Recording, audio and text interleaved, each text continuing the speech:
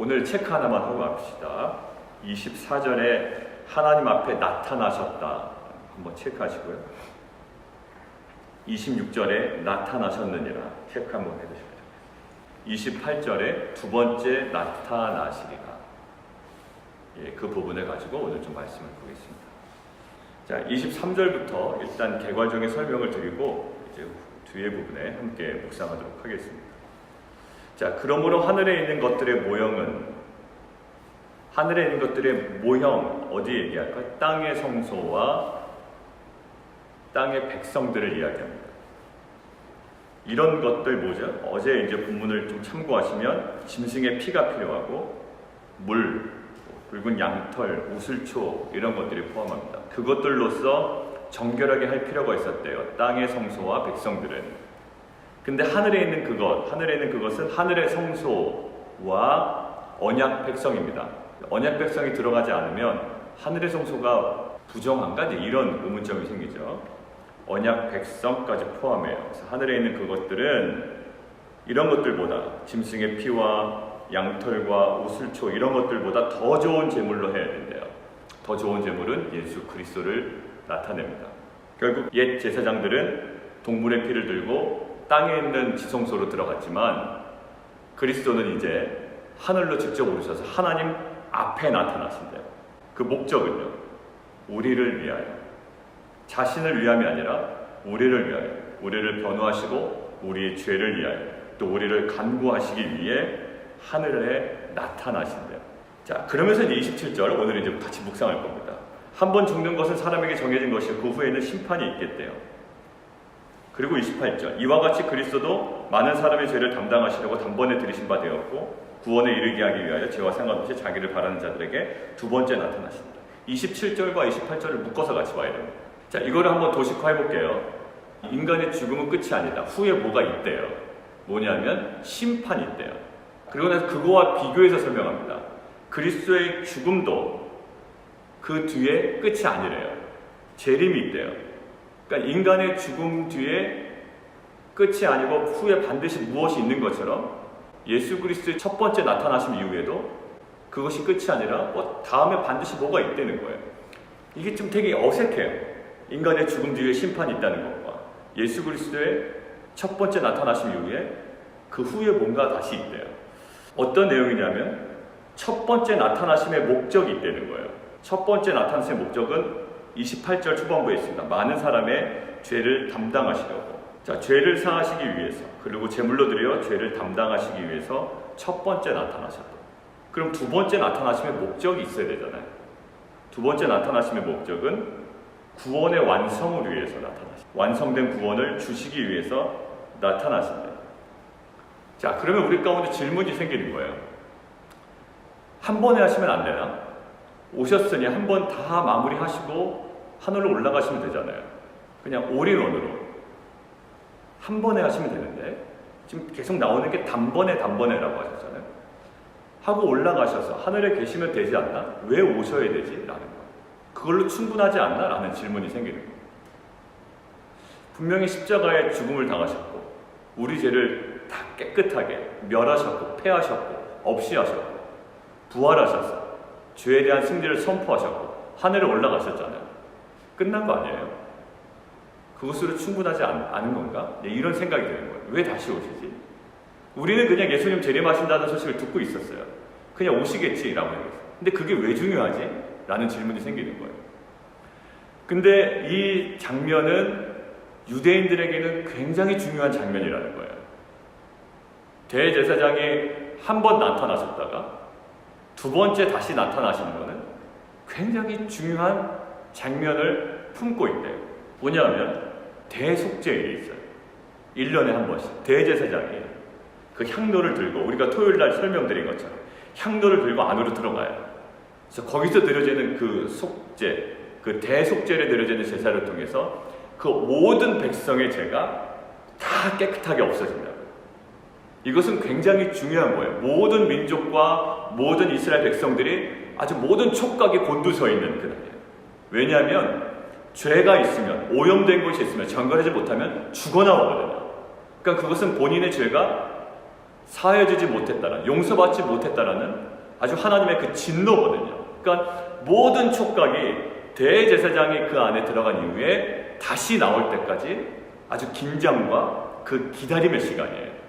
자, 그래서 그 장면이 어디냐면 레위기 16장에 있습니다. 한번 보시겠습니다. 레위기 16장에. 레위기 16장 12절 함께 보겠습니다. 향로를 가져다가 여호와 앞 제단 위에 피운 불을 그것에 채우고 또 곱게 간 향기로운 향을 두 손에 채워가지고 휘장 안에 들어가서 13절까지요. 여호와 앞에 분향하여 향연으로 증거계 위 속죄소를 가리게 할지니 그리하면 그가 죽지 아니할 것이다. 상황 보세요. 누가 들어갑니까? 대제사장 혼자 들어갑니다. 근데 향로를 가지고 들어가요. 상황은 어떻습니까? 아주 뿌연 연기로 가득하다고요. 그 언약궤를 가려요. 그리고 더듬더듬 안으로 들어가야 됩니다. 대제사장이 무엇을 가지고? 온 백성의 죄를 가지고 거기 들어가는 거예요. 홀로. 그 캄캄한 곳에 연기를 피워가지고 자욱한 곳에 그곳에 들어갑니다. 백성들은, 회중들은 지금 밖에서 누구만을 기다리고 있습니까? 이 대제사장을 기다리고 있어요. 15절 보세요. 15절 시작. 또 백성을 위한 속죄제 염소를 잡아 그 피를 가지고 휘장 안에 들어가서 그 숫송아지 피로 행함같이 그 피로 행하여 속죄소 위와 속죄소 앞에 뿌릴지니. 예, 백성들을 위한 속죄를 위해서는 무엇을 뿌려요? 염소의 피를 뿌립니다. 자신을 위해서는 황소를 뿌리고. 자, 그리고 나서 17절 한번 보세요. 17절 시작. 그가 지성소에 속죄하러 들어가서 자기와 그의 집안과 이스라엘 온 회중을 위하여 속죄하고 나오기까지는 누구든지 회막에 있지 못할 것이다. 회막 안에 있지도 못해요. 백성들은 어디 있어요? 회막 바깥으로 다 나간다. 거룩한 하나님의 임재예요. 1년에 한 번 온 백성의 마음과 행동과 지은 모든 죄악들을 하나님께서 용서하시느냐 마냐. 지금 굉장히 모든 민족의 온 촉각과 모든 관심이 거기에 쏠려 있다. 이 백성들은 누구를 기다려요? 대제사장의 몇 번째 나타나심을? 두 번째 나타나심을 기다린다. 대제사장이 두 번째 나타나면 결국 그들에게 뭐가 확신이 된 거예요? 아, 하나님의 용서의 은혜가 임했구나. 하나님의 구원의 은혜가 임했구나. 하나님께서 약속하신 그 은혜가 우리 가운데 임했구나 라고 안심하고 환호성을 지르며 기쁨과 감사와 감격이 있는 거예요. 회중들은 밖에서 뭐하고 있을까요? 도박하나요? 잡담하고 있을까요? 또 사람들하고 죄를 짓고 있을까요? 그렇지 않을 거예요. 그 사람들은 간절한 마음을 기다릴 거예요. 누구를?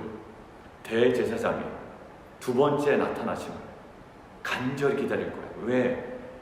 이거는 자신의 운명과 관련이 있어요. 자신의 민족의 운명과 관련이 있다.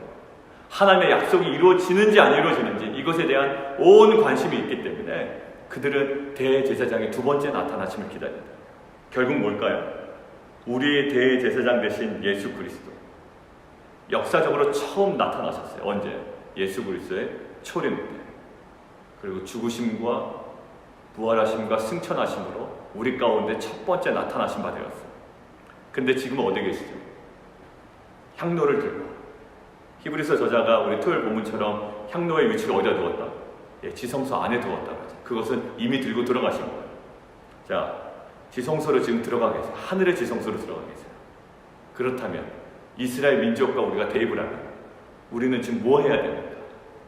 대제사장이 두 번째 나타나심을 간절히 기다리는 자가 돼요. 오늘 보세요. 많은 사람들의 죄를 담당하시려고 단번에 들으신 바 되었어요. 첫 번째 나타나신 바 되었다. 근데 이제는 구원에 이르게 하기 위하여 죄와 상관없이 이제는 죄의 문제가 아니에요. 다 끝나셨어요. 누구를? 자기를 바라는 자들에게 두 번째 나타나십니다. 이스라엘 백성이 대제사장이 두 번째 나타나심을 간절히 기다리는 것처럼 그 기다리는 자에게 나타나십니다. 예수님께서 지성소에 들어가셨다는 것은 무엇이죠? 제사가 온전할까 온전하지 못할까에 대한 두려움은 없어요. 왜냐하면 예수 그리스도는 우리의 온전한 대제사장이세요. 그렇기 때문에 그것은 불완전하지 않아요. 완전하고 완벽한 제사를 드리고 계세요. 지금도 우리의 죄를 위하여 간구하시고 우리를 품으시고 계속적으로 기도하고 계십니다. 성령까지 보내셔서 빌바를 알지 못하나 말할 수 없는 탄식으로 우리를 위하여 간구하고 계신다고요. 완벽한 대제사장의 사역을 지금도 감당하고 계세요. 근데 우리는 분명히 보게 될 거예요. 이스라엘 민족이 고대하며 그 두 번째 대제사장의 나타나심을 바라봤던 것처럼 우리는 다시 오심을, 완성된 구원을 우리에게 확증하시고 우리에게 부여하시는 그 날이 올 거라고요.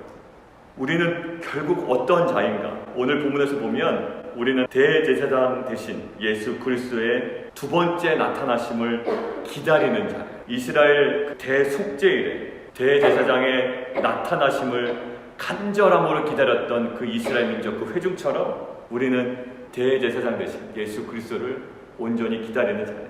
근데 이스라엘 백성 봐라. 대제사장의 두 번째 나타나심을 기다릴 때 뭐 했겠냐? 또 죄를 지었겠냐? 그러지 않았을 거예요. 그 기다림의 시간, 그 하나님께서 그 예배를 받으셨는지, 제사를 받으셨는지, 대제사장이 정말 나타나실 건지, 하나님께서 우리에게 용서의 은혜를 허락하실 건지 간절한 마음으로 기다렸을 거예요. 죄를 지면서 룰루랄라 살지 않았을 거예요.